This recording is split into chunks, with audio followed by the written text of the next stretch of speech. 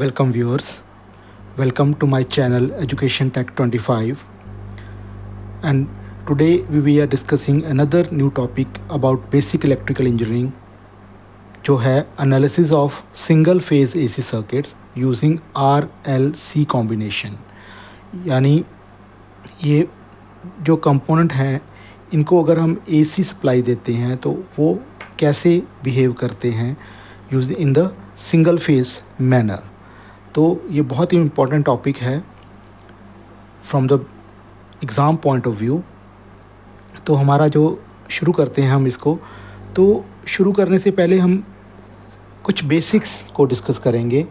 Basics को discuss नहीं, हम रिव्यू करेंगे रादर, क्योंकि हम इसके बारे में पहले बहुत डिस्कस कर चुके हैं। एक्टिव और पैसिव कंपोनेंट्स में हमने डिस्कस किया है ये चीज़ कुछ पार्शली। तो फर्स्ट ऑफ ऑल डिस्कशन में आता है रेजिस्टेंस।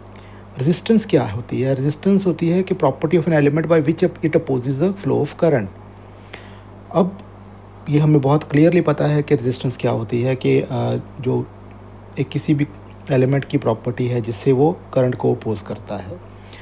अब इसमें क्या है कि ये जो वैल्यू है, ये चीज़ें हमें यहाँ पे डिस्कस करेंगे, क्योंकि हम AC यूज़ कर रहे हैं, हम DC नहीं सप्लाई यूज़ कर रहे हैं, हम AC सप्लाई यूज़ करेंगे। तो AC एक पर्टिकुलर फ्रिक्वेंसी पे काम करती है। तो हमें रेजिस्टेंस जब हम लेते हैं तो इसमें क्या है कि value is independent of frequency. ये हमें बहुत क्लियरली ध्यान रखना है कि रेजिस्टेंस की वैल्यू हमेशा इंडिपेंडेंट ऑफ फ्रिक्वेंसी होती है। मतलब चाहे आप AC इनपुट दो, चाहे DC इनपुट दो, जो उसकी रेजिस्टिव प्रॉपर्टी है एलिमेंट की वो चेंज नहीं होती। इसको हम डिनोट करते हैं कैपिटल R से। अब सेकंड जो है हमारे पास आती है रिएक्टेंस। रिएक्टेंस ये एक नया पॉइंट है जो इंट्रोड्यूस होता है जब भी हम कभी AC को यूज़ करते हैं, अल्टरनेटिंग करंट को यूज़ करते हैं। अब ये होता क्या है? Property of an element that opposes the change in flow of current और चार्ज थ्रू इट। तो जो प्रॉपर्टी है वो अपोज करती है चेंज इन फ्लो को नहीं रोकती, वो जब चेंज होता है उसको, फ्लो को वो अपोज करती है। अब ये जो रिएक्टेंस है, रिएक्टेंस क्या है? It's value dependent on frequency, कि जैसे जैसे फ्रिक्वेंसी चेंज होती है रिएक्टेंस की वैल्यू भी चेंज होती है। अगर हमारे पास एक कंपोनेंट है, उसकी लो फ्रिक्वेंसी इनपुट दी हमने, लो रिएक्टेंस हुई, और हाई फ्रिक्वेंसी पे वो हाई रिएक्टेंस देता है, एंड वाइस वर्सा। इसको हम जनरली X से डिनोट करते हैं, जैसे कि XC या XL। ये इंडक्टिव रिएक्टेंस भी हो सकती है या कैपेसिटिव रिएक्टेंस भी हो सकती है, क्योंकि हम इसको चार्ज स्टोरेज डिवाइसेस पे यूज़ करते हैं या चार्ज स्टोरेज एलिमेंट्स पे यूज़ करते हैं। जब हम DC इनपुट देते हैं तो ये वैल्यू 0 होती है, ये हमें ध्यान रखना है। अब XC क्या है? XC मैथमेटिकली हम इसको रिप्रेजेंट करते हैं 1/2 पाई FC। XC को क्या बोलते हैं हम? Capacitive reactance. और C यहाँ पे क्या है हमारे पास? कैपेसिटेंस इन फैरेड्स। अब जैसे कि इस फॉर्मूला में हम देखें कि 2 पाई C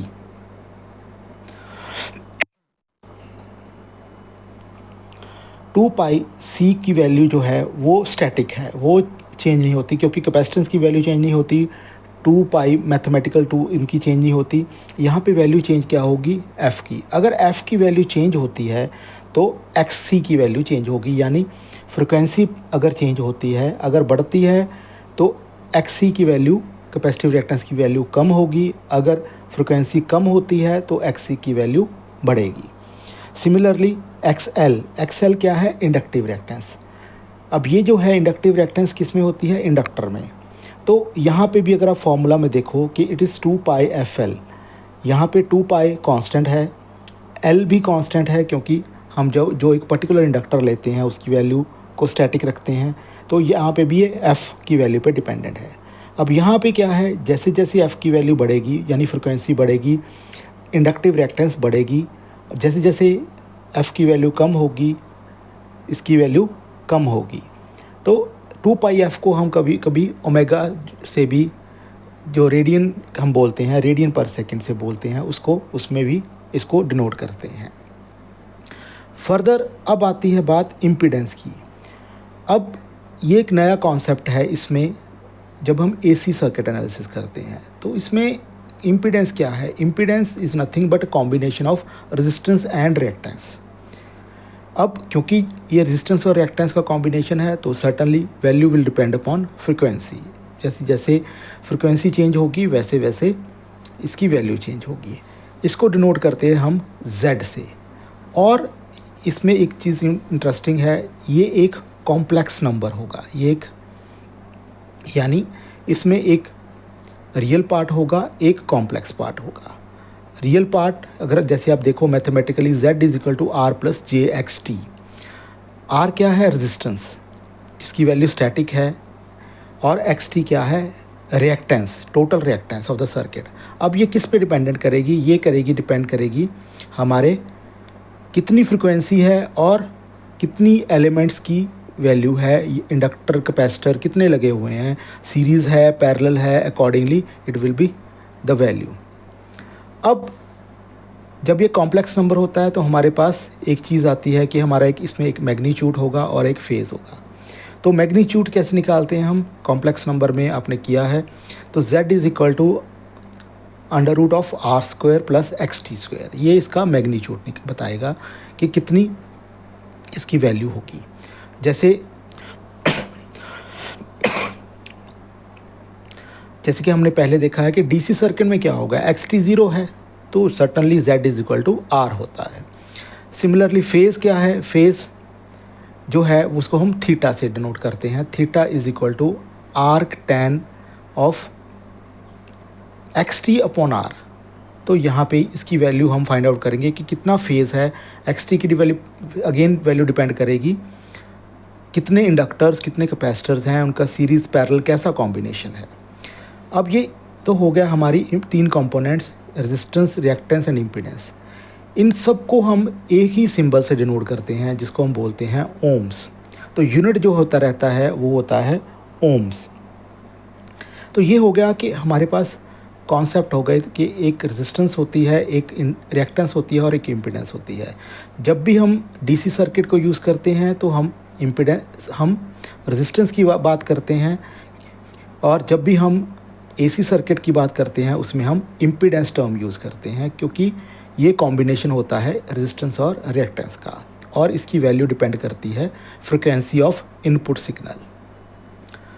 अब इसके बाद एक बहुत इम्पॉर्टेंट चीज़ आती है कि फेज़र रिलेशन। अब फेज़र रिलेशन में हमें देखना होता है कि हमारे पास तीन तरह के कंपोनेंट हैं, इंडक्टर, कैपेसिटर और रजिस्टर। अगर आपने पैसिव एक्टिव कंपोनेंट की वैल्यू जो है मेरी वीडियो देखी है तो उसमें मैंने आपको बताया था कि इनका जो है इनपुट और आउटपुट में एक रिलेशन होता है। तो वही रिलेशन को हम यहाँ पे रिव्यू कर रहे हैं। तो यहाँ पे हम अगर आप टेबल देखो तो उसमें देखो कि रजिस्टर को है उसकी वैल्यू होती है, हम कैपिटल आर से वैल्यू नोट करते हैं, इसको रिएक्टेंस लिख देते हैं, कोई इसमें कोई टर्मिनोलॉजी में डिफरेंस नहीं है। और यहाँ पे एम्पलीट्यूड जो आउटपुट करंट है वो कैसे होता है? वो होता है simply V naught upon R. अब जो सबसे लास्ट कॉलम है वो बहुत इम्पॉर्टेंट है। उसमें अगर आप देखें कि यहाँ पे I and V are in phase, मतलब करंट और वोल्टेज जो है वो इन फेज़ होंगे। जो भी वोल्टेज अप्लाइड होगी और जो भी करंट ड्रॉ होगा वो दोनों इन फेज़ होंगे, जो आउटपुट करंट होगा। सेकेंड, कैपेसिटर की जो रिएक्टेंस है इट इज़ 1/ωc और 1/2 pi F C, one and the same thing. I naught यहाँ पे V naught upon X C है। यहाँ पे आपको ये ध्यान रखना है कि करंट जो है लीड करता है वोल्टेज बाय 90 डिग्री। ये बहुत इम्पॉर्टेंट एक पॉइंट है जो आपको याद रखना है, जो आपको पूरे के पूरे R L C series, R L C parallel combination के सर्किट्स में आपको काम आएगा कि current leads voltage by 90 degree in capacitor. और इंडक्टर को देखें, उसकी रिएक्टेंस होती है XL is equal to omega L, और उसके क्रॉस करंट जो होता है I output is equal to V naught upon XL। अब यहाँ पे उल्टा है, यहाँ पे V leads I by 90 degree. तो आपको ये ध्यान रखना है कि कैपेसिटर में करंट लीड करता है बाय 90 डिग्री और इंडक्टर में जो है वोल्टेज लीड करती है बाय 90 डिग्री। तो इसको याद रखने का एक सिंपल तरीका ये भी है कि आप ये याद रख लो कि किस में लीड करता है, दूसरा अपने आप आपको याद आ जाएगा। तो कैपेसिटर के लिए C है तो करंट के लिए भी C है। तो दोनों जो हैं कैपेसिटर में करंट लीड करता है, ये आपको ध्यान रखना है। अब अगर आप इसको फेज़र उसमें देखें तो फेज़र में आप देखो रजिस्टर में वोल्टेज VP और IP, यानी पीक वोल्टेज और पीक करंट जो है वो दोनों एक ही एरो पे हैं, एक ही फेज़ में हैं, यानी ये इन फेज़ होते हैं दोनों, वोल्टेज एंड करंट। लेकिन एंगुलर वेलोसिटी जो होती है वो डिपेंड करेगी क्योंकि इनपुट सिग्नल पे, तो इसलिए हमने उसको डिनोट किया है बाय ओमेगा टी। उसके बाद आता है कैपेसिटर। अब कैपेसिटर में क्या था, करंट लीड करता है बाय वोल्टेज बाय 90 डिग्री। तो मतलब आई पीक, अगर आप देखो इसमें graphically, I peak V peak से 90 डिग्री लीड कर रहा है, मतलब आई पी राइज कर रहा है वी पी से 90 डिग्री पहले। Similarly for the inductor, voltage lead कर रही है by 90 degree from the current. तो ये हमारा इसका फेज़र रिलेशन है। ये आपको बहुत ध्यान रखना है जब भी आपके पास इंडक्टर कैपेसिटर को हम यूज़ कर रहे हैं इन द AC सर्किट।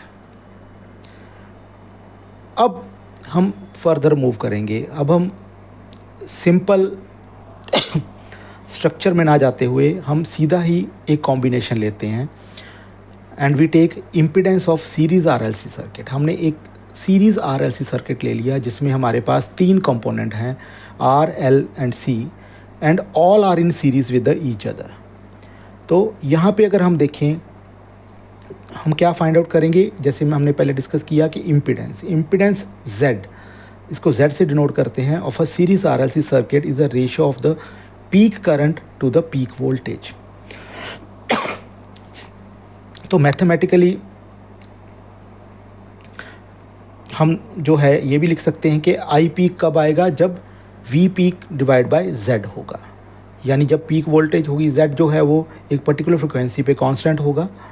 तो अब यहाँ पे अगर हम लूप मेथड यूज़ करते हैं, आपको याद होगा आपने KVL यूज़ किया है, KVL मेथड। तो क्या था उसमें कि सोर्सेस, जितने भी सोर्सेस का सम है is equal to the voltage drop across the loop. तो यहाँ पे भी वही है, E जो है E सोर्स वोल्टेज है, यहाँ पे E को डिनोट किया है स्मॉल e से, this is for the AC circuit. जब हम DC लेते हैं तो कैपिटल E को यूज़ करेंगे या कैपिटल V को यूज़ करेंगे। तो E माइनस VR जो वोल्टेज अक्रॉस रजिस्टर है माइनस वोल्टेज अक्रॉस कैपेसिटर है, माइनस voltage across inductor is equal to 0। Fine, तो ये हमने इसको ले लिया। अब क्योंकि सारे सीरीज़ में हैं तो हमें एक चीज़ बहुत क्लियर पता है कि I will remain same through out the component but the voltage have the different phases. अब यहाँ पे डिफरेंट फेज़ होगा, क्यों होगा, क्योंकि हमने जैसे देखो, हमने इसमें देखा था कि अगर कैपेसिटर है उसमें वोल्टेज लीड कर रही, उसमें वोल्टेज लैग कर रही है, मतलब करंट लीड कर रहा है, और इंडक्टर है तो उसमें वोल्टेज लीड कर रही है। तो इसी तरह क्योंकि, लेकिन करंट सेम होगा लेकिन उनका फेज़ डिफरेंट होगा, इसलिए हमने ये पर्टिकुलर पॉइंट लिखा है कि here I is the same through all the components but the voltage have the different phases, hence phases are added to get the overall phase. तो ओवरऑल फेज़ कैसे बनेगा वो इस पर डिपेंड करेगा।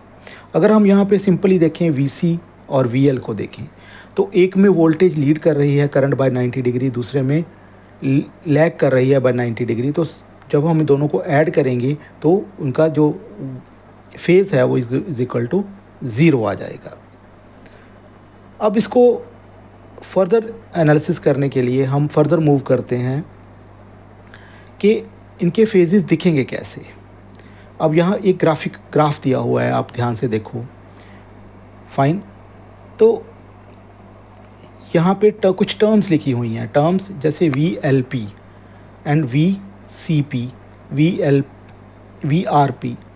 तो ये क्या है? ये है कि वोल्टेज, पीक वोल्टेज जो VLP है वो क्या है?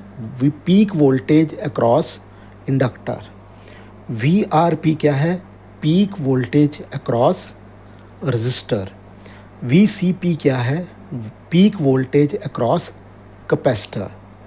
तो जब हम इसको फेज़र पे ड्रॉ करते हैं तो हमारे पास नेट जो IP है पीक करंट, और VP जो है नेट पीक वोल्टेज, वो हमारे पास ड्रॉ हुई है। अब और एक फाई एंगल दिया हुआ है यहाँ पे, जिसको हम बोलते हैं phase, difference between the voltage and the current. हम एक चीज़ बहुत इम्पॉर्टेंट आपको यहाँ पे याद रखनी है कि आइडियली तो करंट लीड करता है कैपेसिटर में by 90 degree, ideally voltage lead करती है इंडक्टर में बाय 90 डिग्री, बट एक्चुअल में ये वैल्यू 90 डिग्री नहीं होती। ये एक हाइपोथेसिस है जो हमें याद रखना होता है। एक्चुअल वैल्यू डिपेंड करती है कंपोनेंट किस तरह से बना है, किस मटेरियल से बना है, उस तरह। तो यहाँ पे हम फेज़र रिलेशन की बात कर रहे थे, फेज़र सीरीज़ का फेज़र रिलेशन। तो हम पाइथागोरस थ्योरम यूज़ करते हैं, आप मैथमेटिक्स में करते आए हैं। तो यहाँ पे क्या है? VP स्क्वायर, पीक वोल्टेज जो आउटपुट वोल्टेज का square, is equal to VRP square plus VCP minus VLP square. तो इसको पाइथागोरस थ्योरम से ले लिया मैथमेटिक्स में। फर्दर उसको हमने सब्स्टिट्यूट कर दिया। अब VRP क्या है? ये I पीक वोल्टेज का स्क्वायर इनटू R स्क्वायर।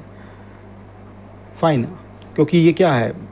ये IPR हो जाएगा ना, जो VRP है that will be IPR, I peak current through register, and similarly VCP क्या है? Peak current through capacitor, and VLP क्या है? Peak current through inductor. तो हमने उनकी वैल्यू सब्स्टिट्यूट कर दी। फर्स्ट जो है रजिस्टर में सिंपल R, कैपेसिटर के लिए कैपेसिटिव रिएक्टेंस XC, इंडक्टर के लिए इंडक्टिव रिएक्टेंस XL। अब हम इस इक्वेशन को IP के लिए सॉल्व करते हैं। तो हम मैथमेटिकली इसको चेंज करके सब मूव करते हैं टर्म्स को, राइट लेफ़्ट को।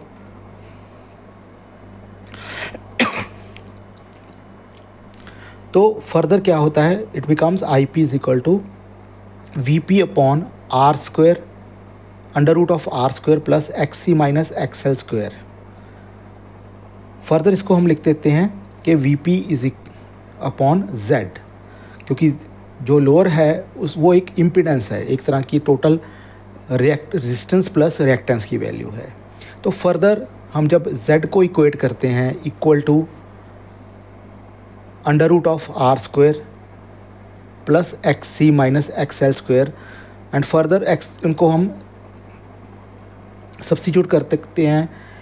XC को 1/ωc और 1/2πfc, एंड XL को कर देते हैं XL को करते हैं 2πfl और सिंपली ωL। तो ये हमने सब्स्टिट्यूट कर दिया, इक्वेट करके देखा कि Z की वैल्यू हमारे पास क्या आ गई। अब फर्दर जो है ये वैल्यूज़ तो हमारे पास आ गई। अब यहाँ से हम कुछ डेराइव करेंगे, वो क्या है? अब क्या चीज़ है? हमारे पास दो चीज़ें आ गई कि IP is equal to VP upon Z and Z is equal to under root of R square plus 1/ωc minus ωL square. तो यहाँ पे क्या है?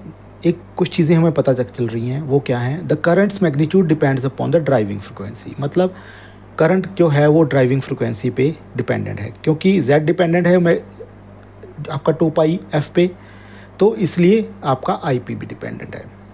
तो व्हेन Z इज़ मिनिमम, जब Z मिनिमम होगा तो IP मैक्सिमम होगा एंड वाइस वर्सा।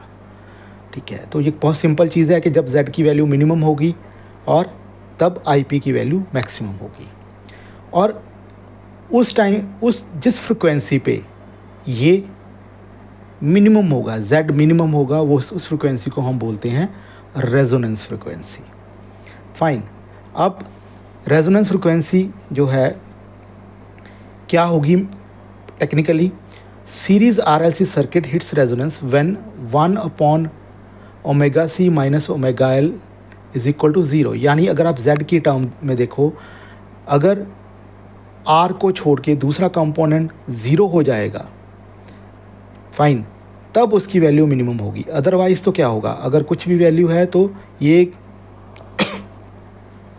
Z में कंट्रीब्यूट करेगा और Z की वैल्यू R से ज़्यादा होगी।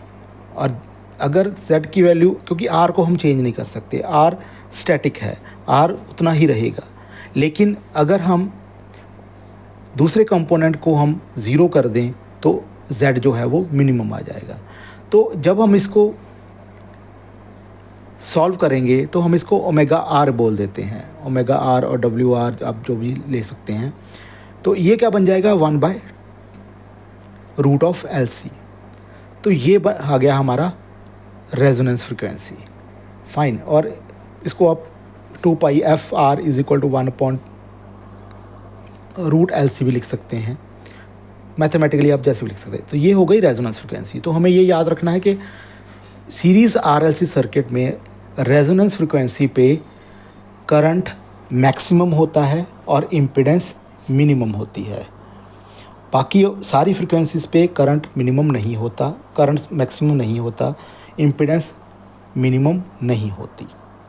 फर्दर जो है हमने वही चीज़ लिखी है कि when this happens the capacitor and inductor reactance cancel each other and the circuit behaves purely resistive. तो सिंपली R बन जाएगा। तो IP क्या बन गया हमारे पास, VP/R। तो जब हम इसको ग्राफ को ड्रॉ करते हैं, fine, with respect to frequency, peak current है, Y एक्सिस पे पीक करंट ले लिया और X एक्सिस पे हमने ωR ले लिया, यानी 2πfR ले लिया। तो जब हम इसको ग्राफिकली ड्रॉ करते हैं, R की वैल्यू जो है कुछ हमने हाइपोथेटिकली L और RC की वैल्यू ले ली, तो देखो आपके एक प्लेट्यू बनता है at R is equal to 1 ohm पे, फाइन। तो यहाँ पे जिस भी फ्रिक्वेंसी पे अगर आप उसको नीचे उसको ग्राफिकली मार्क करें तो ωR इज इक्वल टू 1 पे जो है वो इसका मैक्सिमम करंट आ रहा है, पीक आ रही है। तो this is your resonance frequency. और एक चीज़ आपको याद रखनी है, the current dies away at the both low and high frequencies. तो करंट जो है चाहे रेजोनेंस फ्रिक्वेंसी से ज़्यादा हो जाए चाहे कम हो जाए, करंट डाई आउट करना शुरू कर देता है, जैसे आप इसको ग्राफिकली देख रहे हो। फर्दर अब RLC सर्किट में, एक RLC सर्किट में फेज़ को आप कैलकुलेट कैसे करते हैं, तो यहाँ पे आप कह सकते हैं कि जो फेज़ है tan F is equal to capacitive voltage minus inductive voltage peak voltage divide by, ये कुछ मैथमेटिकल फार्मूलाज हैं जिससे हम फाइंड आउट कर सकते हैं the phase of the in the RLC circuit, actual phase जो होता है, ठीक है। इन जनरल हम ये भी कर देते हैं कि R/Z, जब अगर आप यह देखो कि R Z के इक्वल कब होता है, R Z के इक्वल तब होगा जब XC minus XL is equal to 0 हो जाएगा। तो अगर R इज अपॉन Z होगा और Z is equal to R होगा तो cos F कितना हो जाएगा, cos F is equal to 1, और cos F जो है वो 1 कब होता है, एट 0 डिग्री। मतलब जो फेज़ है, फेज़ पीक वोल्टेज और पीक करंट में फेज़ डिफरेंस है वो कितना होगा, 0 डिग्री। जब R is equal to Z होगा, मतलब आपकी जो इम्पीडेंस है वो रेजिस्टेंस के इक्वल हो जाएगी। अदर फार्मूलाज जो हैं वो हमारे पास हैं कि आप tan इनवर्स लेके कर सकते हो, जैसे हमें दिए हुए हैं, accordingly we can substitute the values. अब इसमें क्या है, at resonance the phase goes to 0, वही चीज़ when the circuit becomes purely resistive and the current the voltage are in phase. तो आप अगर येलो कलर के टैग में देखो तो cos F 0 कब होगा, जब R/Z 1 होगा। तो R/Z 1 होगा तो मतलब R is equal to Z होगा, यानी Z is equal to R होगा। और ये कब होता है? At resonance frequency. मतलब अगर फ्रिक्वेंसी जो है वो रेजोनेंस फ्रिक्वेंसी पे काम कर रहा है सर्किट, तो फेज डिफरेंस 0 होगा। अब ये तो हो गया सीरीज़ कॉम्बिनेशन। अब हम एक पैरेलल कॉम्बिनेशन में ले लेते हैं डिस्कशन के लिए। तो यहाँ पे हमने क्या किया है कि हमारे पास एक सर्किट ले लिया हमने, जिसमें हमने एक कैपेसिटर, एक सोर्स ले लिया और V सोर्स है, एक कैपेसिटर ले लिया उसके पैरेलल में, और इंडक्टर और रजिस्टर को सीरीज़ में ले लिया। अब इसका एक कारण है क्यों लेते हैं, क्योंकि आप सोच रहे होंगे कि हमने इंडक्टर को पैरेलल में क्यों नहीं ले लिया, रजिस्टर को पैरेलल लेते, तीनों को पैरेलल में बना लेते। इसका कारण ये होता है कि इंडक्टर की जो रेजिस्टेंस है वो ज़ीरो होती, आइडियली ज़ीरो होती है। तो अगर आप इसको तीनों कंपोनेंट्स को पैरेलल में लगा देंगे तो ये एक शॉर्ट सर्किट बन जाएगा, कैपेसिटर, इंडक्टर, रजिस्टर। तो ये शॉर्ट हो जाएगा और सर्किट जो है वो प्रैक्टिकली फिजिबल नहीं होता। इसलिए हम रजिस्टर और इंडक्टर को सीरीज़ में लेते हैं और उसको कैपेसिटर के पैरेलल में और उसको वोल्टेज के पैरेलल में लगाते हैं। ये ध्यान रखना है आपको। तो इसलिए यहाँ पे अगर आप सर्किट में देखो तो आई सोर्स जो है, सोर्स से कितना करंट निकला रहा है वो किसके इक्वल होगा? I capacitor and I L R. तो सिंपल करंट डिस्ट्रीब्यूशन फॉर्मूला है। और दूसरा हमने ले लिया कि V is equal to V C है, पैरेलल वोल्टेज, पैरेलल कंपोनेंट में वोल्टेज बराबर होती है, and further it is equal to V R plus V L. तो सिंपल जो हमारे पास बेसिक रूल्स हैं करंट को वैल्यूएट करने के वो ले लिए। फर्दर हमने क्या कर दिया कि वी सी क्या है? V C is equal to I C into minus J X C.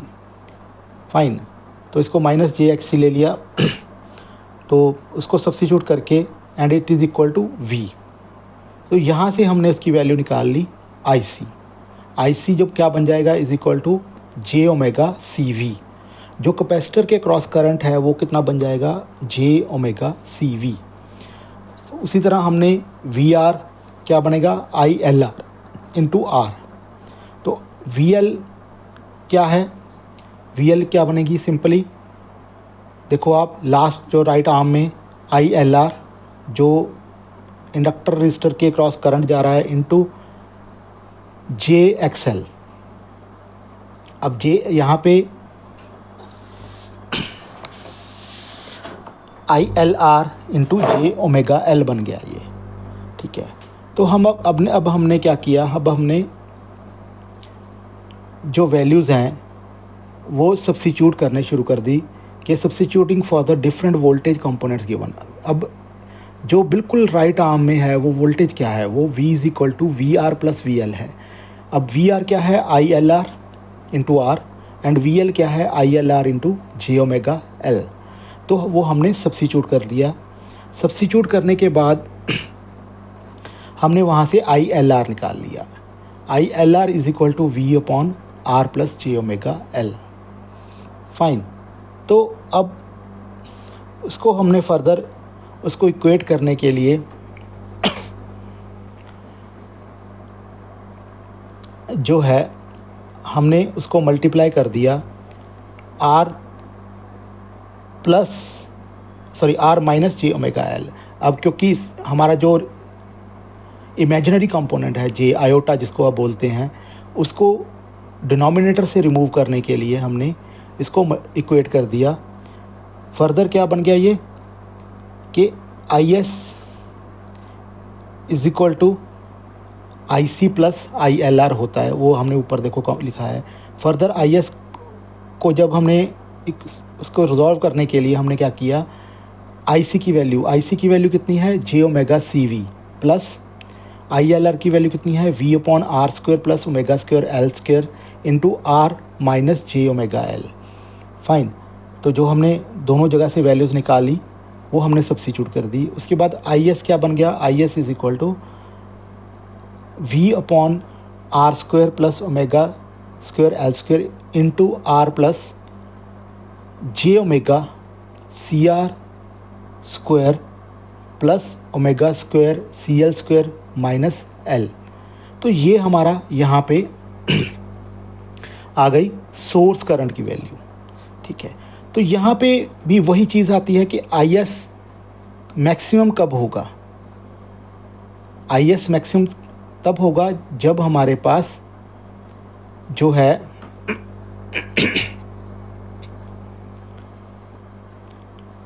Imaginary component जो है वो ज़ीरो हो जाएगा। तो ज़ीरो कब होगा, तो इसके लिए हमें क्या करेंगे, J omega C R square plus omega square C L square minus L को ज़ीरो के इक्वल इक्वेट करेंगे और इसकी वैल्यू को फाइंड आउट करेंगे ओमेगा इज़ इक्वल टू। तो हमारे पास वैल्यू आ जाएगी, हमारे पास ओमेगा की जिस फ्रिक्वेंसी पे मैक्सिमम होगा करंट, और या ये कह लो कि पीक करंट हमें अवेलेबल होगा। तो ये हो गए हमारे तीनों कंपोनेंट्स। आर एल सी हमने एक सीरीज़ कॉम्बिनेशन ले लिया, हमने एक पैरेलल कॉम्बिनेशन ले लिया, ठीक है। तो अब हम इसको फर्दर हम अगर आप नीचे देखें तो फेज़ हमारे पास आ जाएगा। तो अगर आप फेज़ ड्रॉ करते हैं तो इस केस में हमारे पास जो नीचे दी गई है वो फेज़र डायग्राम अवेलेबल होगी depending upon the value of C and L.